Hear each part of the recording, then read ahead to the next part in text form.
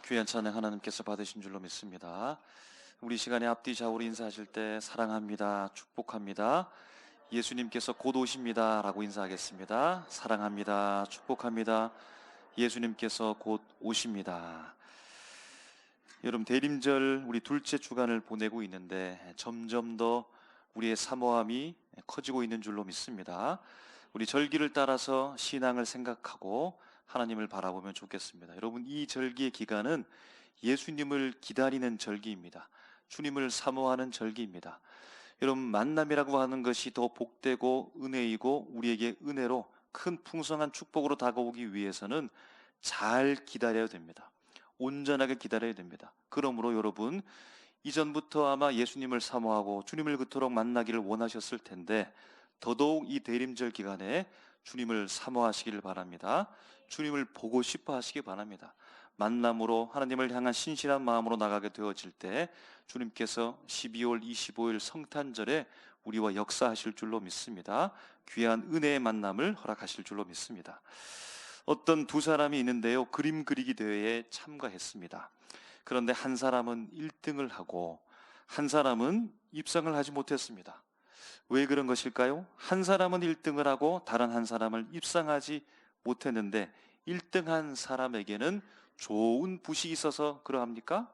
아니었습니다. 입상하지 못한 사람에게는 별 볼 일 없는 품질이 떨어지는 붓을 가지고 있었기 때문입니까? 그것도 아니었습니다. 1등한 사람에게는 좋은 물감이 있었기 때문에 그랬을까요? 그것도 아니었습니다. 입상하지 못한 사람에게는 품질이 떨어진 물감이 있었기 때문도 아니었습니다.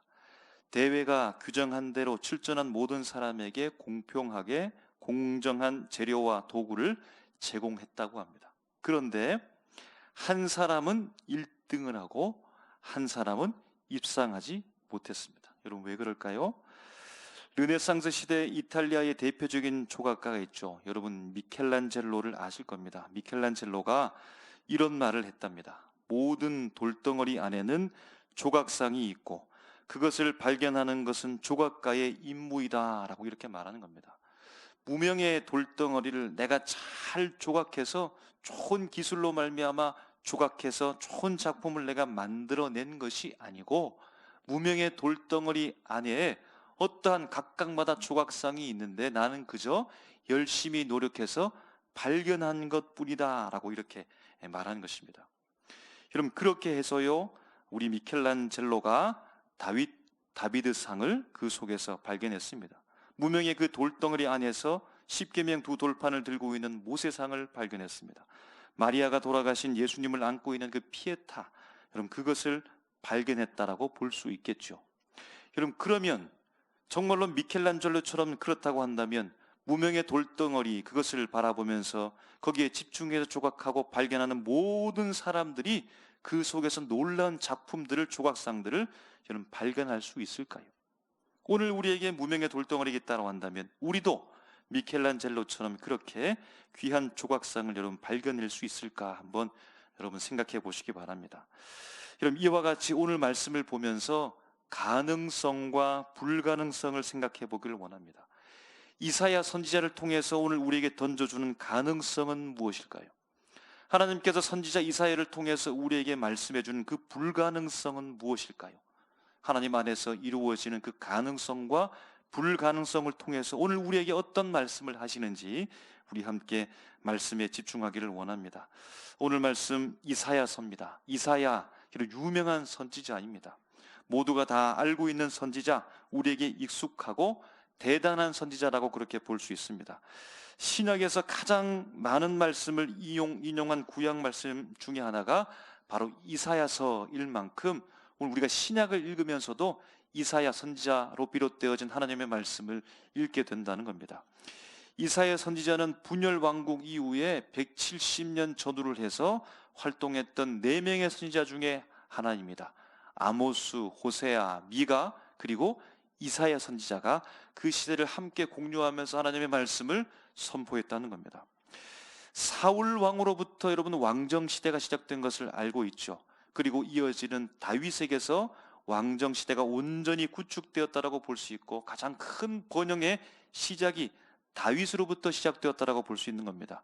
다윗을 향한 하나님의 약속과 그를 통한 이스라엘 왕국의 번영과 하나님의 신앙의 역사가 계속해서 이어졌고, 그리고 솔로몬에 이르기까지 잘 이어지는 듯 했는데, 그런데 솔로몬 통치 말기에는 그 나라가 흔들리기 시작합니다. 마침내 솔로몬의 아들 르호보암 때에 민족적 분열, 고통, 아픔을 겪게 되죠. 그래서 남쪽과 북쪽이 바로 우리나라처럼 갈라져 버렸습니다. 남쪽에는 남유다, 북쪽에는 북이스라엘이 갈라져서 서로 각각 통치를 하게 되었는데, 그럼에도 불구하고 남쪽의 남유다는 다윗 왕조 하나를 계속해서 이어갔는데, 그런데 북쪽에는 이 왕조가 9번이나 받게 되는 이 소용돌이 속에서 휘말리면서 힘들게 어렵게 그렇게 살아가고 있는 겁니다.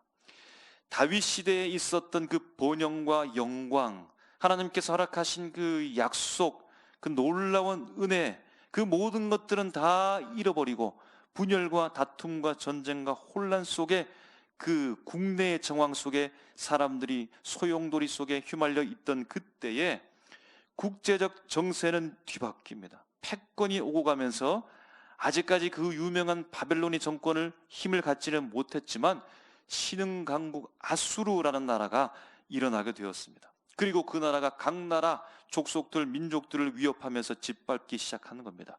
거기에 위협을 느끼고서 북쪽 이스라엘 왕인 베가라고 하는 왕과 이 왕과 그 위에 다메섹 시리아에 있는 아람 왕 르신이 연합하고서 아수르에 맞서는 겁니다. 그러면서 자신의 힘이 좀 부족했을까요? 남유다의 아하스 왕도 우리와 함께 하자라고 했는데, 아하스 왕은 거기에 그 요청에 동조하지를 않습니다. 그 배경이 되는 말씀이 있는데요, 바로 이사야 7장 1절 말씀이 있습니다. 우리 화면 한번 보면서 이사야 7장 1절 말씀을 다 같이 읽어보겠습니다. 시작. 우시아의 손자요 요담의 아들인 유다의 아하스 왕 때에 아람의 르신 왕과 르말리아의 아들 이스라엘의 베가 왕이 올라와서 예루살렘을 쳤으나 능히 이기지 못하니라. 아멘. 여러분, 그러면 남쪽의 남유다, 이 남유다는 어떻게 그의 힘든 일들을 헤쳐나갔을까요? 하나님을 구하고 하나님을 따르고 신앙 안에서 어려운 문제를 풀기보다는 오히려 아수르 이 강대국에게 막대한 조공을 바치고서 도움을 요청하는 겁니다. 아수르가 군대를 출정하여서 북이스라엘과 아람 왕 이 연합군을 물리치게 되어주고 북이스라엘 땅에 막대한 피해를 입히게 됩니다. 북이스라엘 동북부 지역에 아수르가 지배권을 가지고서 통치하게 되어주고 수많은 백성들을 포로로 잡아가 버렸습니다. 여러분, 그러면 남유다의 아하스 왕은 신앙으로 살았을까요? 믿음으로 살았을까요? 그렇지가 못했다는 겁니다. 하나님을 의지하기보다는 아수르를 더욱 의지했고, 그 아수르를 의지할 뿐만 아니라 아수르에 있는 우상을 배우고 가지고 와서 우상을 섬기면서 살아가더라는 겁니다. 여러분, 이렇게 복잡한 국내 정세 속에서 바로 하나님의 사람 이사야 선지자가 하나님의 부름을 받고서 오늘 말씀을 선포하고 있는 중에 있습니다. 오늘 본문 말씀의 1절에 보니까요, 이사야가 어떻게 말할까요? 이새의 줄기를 말하는데, 여러분, 이새는 다윗의 아버지입니다. 이새보다는 다윗이 훨씬 더 유명한데 다윗을 말하기보다는 이새를 말한다라고 하는 것은 미약한 존재, 미천한 존재, 그 신분을 더 강조하기 위해서 다윗의 아버지 이새를 말하고, 여기서 줄기, 가지를 말하는데요, 줄기, 가지는 그루터기, 잘려버린 가지를 말하는 겁니다. 미천한 부족한 이새에게서 줄기가, 그 가지 그루터기에서 한 싹이 나게 된다는 겁니다. 그리고 마침내 그 싹이 열매를 맺게 될 것이다 라고 말하는 겁니다. 다윗 가문으로부터 위대한 인물이 나오게 될 것을 예언하는 말씀, 곧 메시아에 대한 예언을 말씀을 하고 있다는 겁니다. 오늘 본 말씀이 이 첫 절부터 메시아를 예언하고 선포하고 있다는 겁니다. 그리고 2절 말씀에 보니까 이새의 줄기, 이 가지 위에서 여호와의 영이 임하게 될 것을 말합니다. 성령이 임해서 성령에 충만하게 될 것을, 그 새롭게 임하게 될 위대한 통치자에 대해서 말하는 겁니다. 그 성령이요 지혜와 총명과 모략과 재능과 지식과 여호와 경외의 성령이 그에게 충만하게 임하게 될 것을 말씀하는 겁니다. 그리고 3절에 보니까 그는 여호와를 경외한다고 합니다. 여호와를 경외하는 것이 그의 기쁨이라는 것입니다. 사랑하는 성도 여러분, 우리의 기쁨은 무엇입니까? 우리도 우리의 기쁨이 여호와를 경외하게 되는 줄로 믿습니다. 여호와를 경외하는 것, 주님을 예배하는 것, 하나님을 믿고 살아가는 것이 우리의 최고의 기쁨 되기를 주님의 이름으로 축복합니다. 여호와를 기뻐하는 위대한 지도자가 세워지게 되어지고 그가 또 눈에 보이는 대로 들리는 대로 심판 판단하지 아니하고 그대로 보이는 대로 들리는 대로가 아니라 4절 말씀에 보니까 공의와 정직을 통하여서 심판 판단한다는 겁니다. 이렇게 공의와 정직을 가지고 심판하고 판단하는 그 대상이 무려 가난한 자들에 이르기까지, 힘 있는 자들뿐만 아니라 권리와 권력이 없는 미약한 가난한 자들에 이르기까지, 겸손한 자들에 이르기까지 그 공의와 정직으로 말미암아 심판 판단한다라는 겁니다. 그의 입의 막대기, 그 입술의 기운으로 말미암아 세상을 심판하고 악인들을 소멸하게 될 것이다 라고 예언하고 있습니다. 5절 말씀해 보니까요, 실제로 왕의 허리에 두른 예대 속에서 공의와 성실이라고 하는 두 가지 장식이 있었던 것처럼 바로 이 사람이 공의와 성실의 중심을 잃지 않고 통치하게 될 것을 예언하고 있다는 겁니다. 이러한 위대한 인물이 와서 심판하고 판단하고 곧 다스리게 될, 그렇게 이루어질 나라가 어떤 나라는 겁니까? 바로 6절부터 9절에서 말하는 그 나라가, 위대한 통치자가 와서 심판하고 다스리게 될 그 나라, 이루어지는 나라를 6절부터 9절로 묘사하고 있는 겁니다. 어떤 나라일까요? 이리와 어린 양이, 표범과 어린 염소가, 송아지와 사자가, 암소와 곰이, 어린아이와 독사, 동물과 사람들이 잡아먹는 것이 아니라, 서로 죽이는 것이 아니라 함께 사는 세상을 만든다는 겁니다. 여러분, 그 세상, 그 나라를 9절 말씀으로 정리합니다. 오늘 본문의 9절 말씀 여러분 보시면서 함께 우리 읽어보겠습니다. 시작. 내 거룩한 산 모든 곳에서 해됨도 없고 상함도 없을 것이니 이는 물이 바다를 덮음같이 여호와를 아는 지식이 세상에 충만할 것임이니라. 아멘. 여러분, 이 찬양 예전에 불러보셨죠? 사막에 샘이 넘쳐 흐르리라, 사막에 꽃이 피어 향내 내리라, 주님이 다스릴 그 나라가 되면은 사막은 꽃동산 되리, 이런 찬양이 있습니다. 제가 찾아보니까 이 찬양이 그냥 우리가 만들어낸 찬양이 아니라 히브리 민요라고 되어 있습니다. 여러분, 우리나라에도 민요가 있는 것처럼, 아리랑을 부르는 것처럼 히브리 백성에게 민요처럼 그들이 이 노래를 불렀다는 겁니다. 우리도 힘들 때 민요를 부르면서 고달픈 인생 속에서 미래를 바라보면서 그렇게 어려움을 달랬던 그때가 있었던 것처럼, 아마 히브리 백성들도 고달픈 인생 속에서 주님을, 메시아를 간절한 마음으로 고대하면서 그분께서 오셔서 이루실 그 나라를 생각하면서 어려운 이때를 아마 그들이 헤쳐나갔던 것이 아닌가, 그렇게 생각되어지는 겁니다. 여러분, 히브리 민요로 불려질 만큼 6절부터 9절에 말씀하고 있는 여러분, 이 세상이 가능할까요? 실현 가능할까요? 정말로 올 수 있을까요? 정말로 여러분 만들어질 수 있을까요? 이런 본문 구조상 보게 되어지면 좀 전에 말했던 것처럼 6절부터 9절의 이 세상은 1절에서 5절의 결과라고 할 수 있습니다. 1절에서 5절의 이 원인을 통해서 6절부터 9절 같은 세상이 오게 될 것을, 그 결과를 말한다는 겁니다. 여러분, 그런데 정말로 6절부터 9절과 같은 이 세상이 여러분 이루어질 수 있을까요? 여러분, 너무 지나치게 이상적인 나라를 말하는 것은 아닙니까? 이런 말들이 너무나 좋기는 하겠지만 지나치게 이상적일 때는 여러분 어떠합니까? 불가능한 현실을 말하게 된다는 겁니다. 너무 좋기는 하지만 지나치게 이상적인 것을 말한다라고 한다면 여러분, 이것을 과연 믿을 수 있을까요?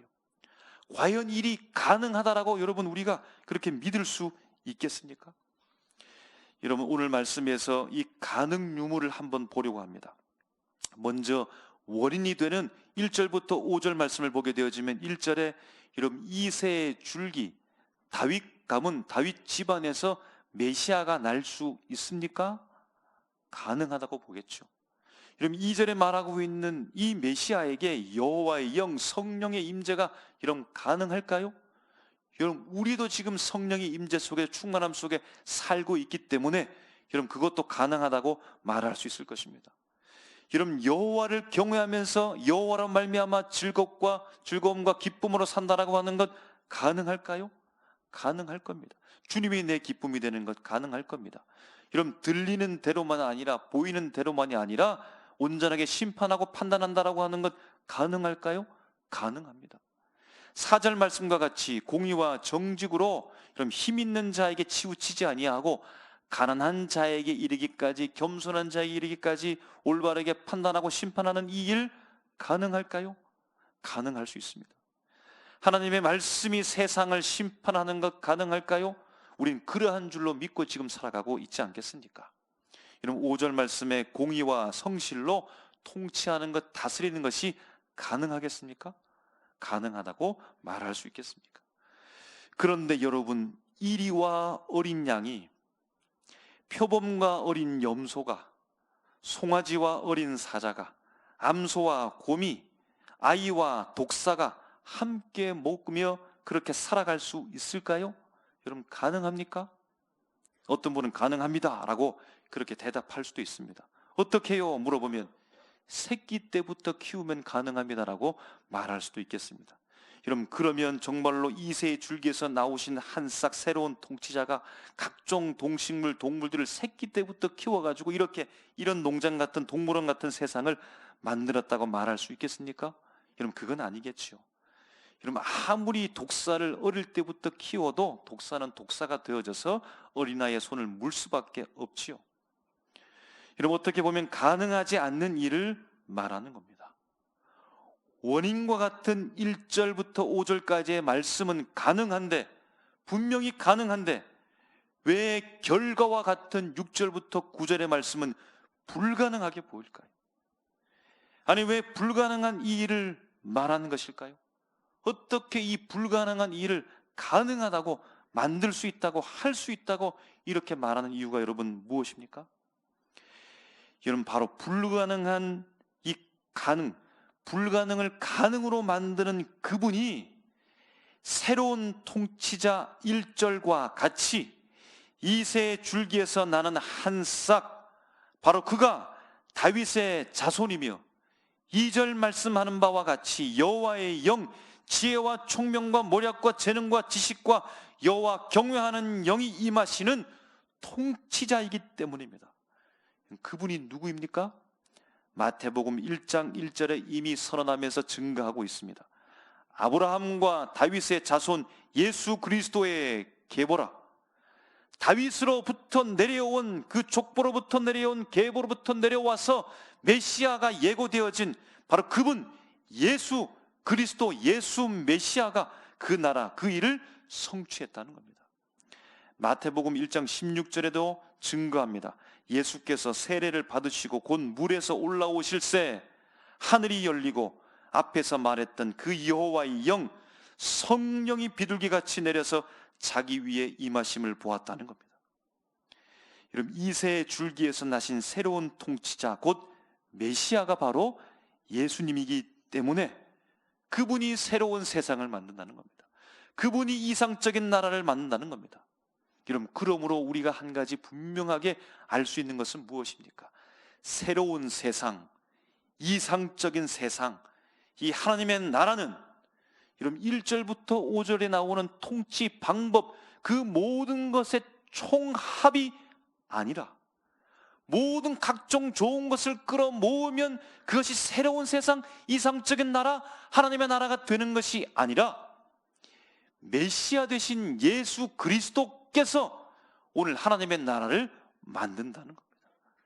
예수 그리스도께서 그 이상적인 나라를 주님께서 도래케 하신다는 겁니다.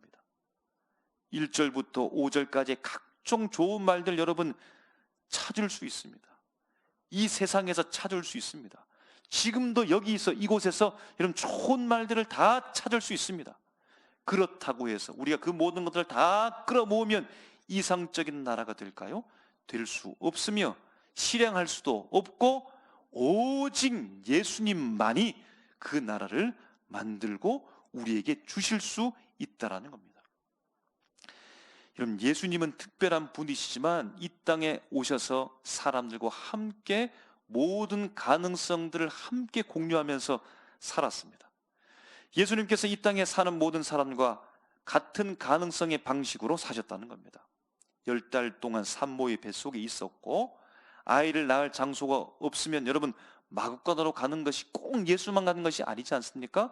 모든 사람이 다 그렇게 갈 수 있는 가능성 가운데 예수님께서 마구간에서 출생하셨습니다.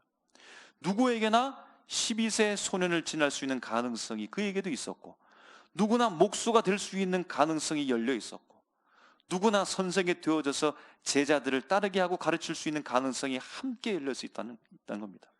그래서 사람들이 예수님을 만만하게 보았습니다.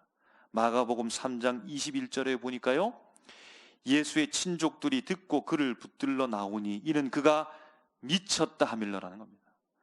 예수님을 보고, 메시아를 보고, 그리스도를 보고 미쳤다라고 그렇게 이야기하는 겁니다.